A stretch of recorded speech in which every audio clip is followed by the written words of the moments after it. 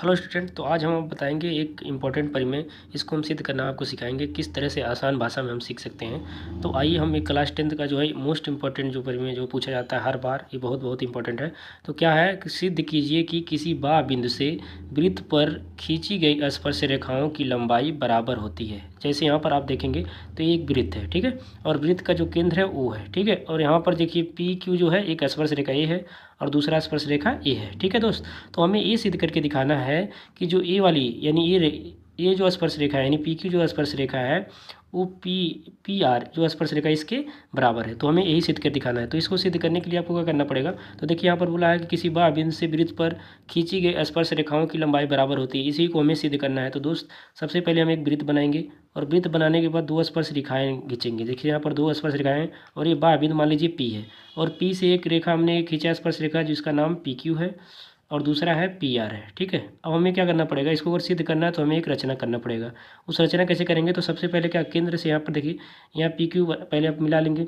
उसके बाद क्या करेंगे, ओ क्यू को भी मिला लेंगे। इसको मिलाने के बाद ध्यान से देखिएगा तो यहाँ पर देखिए यहाँ पर हमने क्या किया, फिर पी आर को भी मिलाया। तो कैसे आप लिखेंगे आइए हम इसको बताते हैं। तो सबसे पहले आपको रचना जब भी करना होता है तो हमें सिद्ध करना है तो कम से कम 3 कथन तो आपको ऐसे इस तरह से लिखना पड़ेगा। पहला है दिया है, ये इंपॉर्टेंट है। उसके बाद सिद्ध करना है, जो आपको सिद्ध करना है उसको लिखना होगा।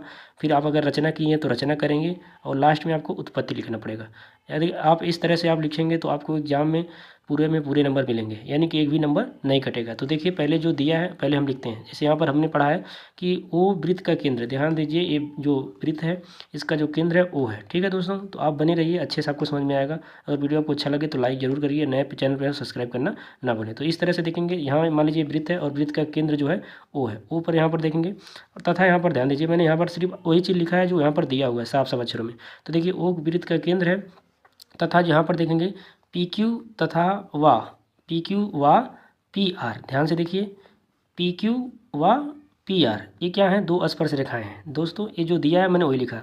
उसके बाद हम लिखेंगे सिद्ध करना है। तो हमें क्या सिद्ध करना है कि जो ए रेखा है यानी हमें ये सिद्ध करना है जो पी क्यू यानी स्पर्श रेखा है वो बराबर है, यानी पी क्यू बराबर है किसके, पी आर की। हमें यही सिद्ध करना है। तो सिद्ध करना है तो हमने क्या किया, एक रचना किया। अब रचना को क्या करेंगे, तो देखिए बहुत आसानी से लिखना होता है। जो चीज़ यहाँ पर दिया उसको साफ से लिखिए। हमने क्या किया रचना में, हमने पी ओ व ओ क्यू तथा ओ आर को मिलाया। क्या किया, मिलाया।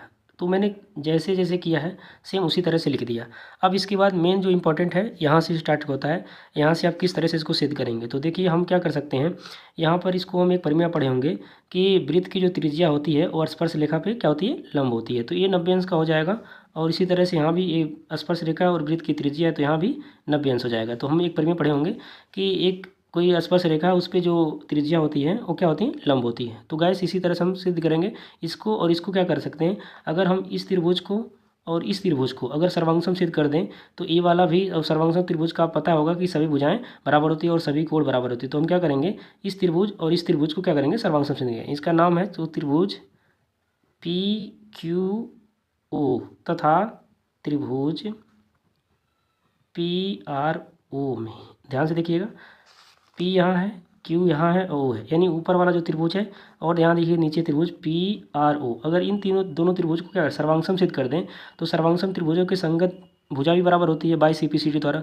तो आइए हम इसी द्वारा सिद्ध करेंगे। तो ध्यान से देखिए दोस्त, यहाँ पर ये जो ये भुजा है यानी ये जो है, यानी हम ये बोल सकते हैं कि आर ओ बराबर होगा क्यू ओ के। ये क्यों बराबर हो रहा है, क्योंकि वृत्त की त्रिज्या है और त्रिज्या हमेशा क्या होती हैं, बराबर होती हैं। दूसरा हम इसमें क्या देख रहे हैं, तो हम ये बोल सकते हैं कि पी ओ बराबर क्या हो जाएगा, पी ओ। और पी ओ बराबर पी ओ क्यों है, क्योंकि क्या है, ये क्या है, उभयनिष्ठ है। क्या है, उभयनिष्ठ है।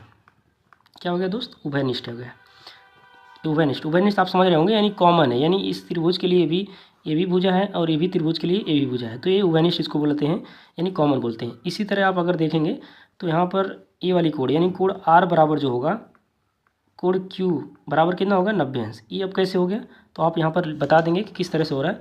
तो आपको ये बताना होगा कि जो वृत्त की जो त्रिज्या होती है, त्रिज्या रेखा पर क्या होती हैं, लंब होती हैं। क्या होती हैं, लंब होती हैं। आपको बस इतना ही लिखना पड़ेगा, लंब होती हैं।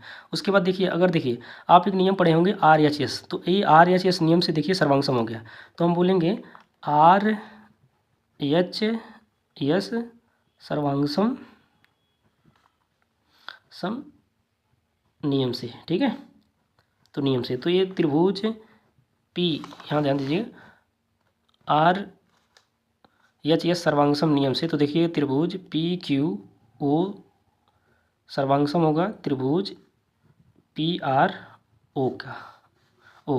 यहाँ देखिए RHS सर्वांगसम नियम से हम देखेंगे तो त्रिभुज PQO सर्वांगसम होगा त्रिभुज PRO का, ठीक है। तो अब ये सर्वांगसम हो गया, तो जब सर्वांगसम त्रिभुज हो गया तो इसके भुजाएं बराबर होंगी, तो हम ऐसा बोल सकते हैं कि PR बराबर जो हो जाएगा PQ हो जाएगा। क्यों हो जाएगा? बाई CPCT द्वारा, बाई CPCT द्वारा, ठीक है। इसके द्वारा ये क्या हो जाएंगे? बराबर हो जाएंगे। अब देखिए हमने जो सिद्ध करना था वो हम कर दिए, यानी ये क्या हो गया? सिद्ध हो गया। इति सिद्धम, इति सिद्धम। यदि आपको समझ में आ गया तो वीडियो को लाइक करें, नए चैनल पर सब्सक्राइब करने, और इसी तरह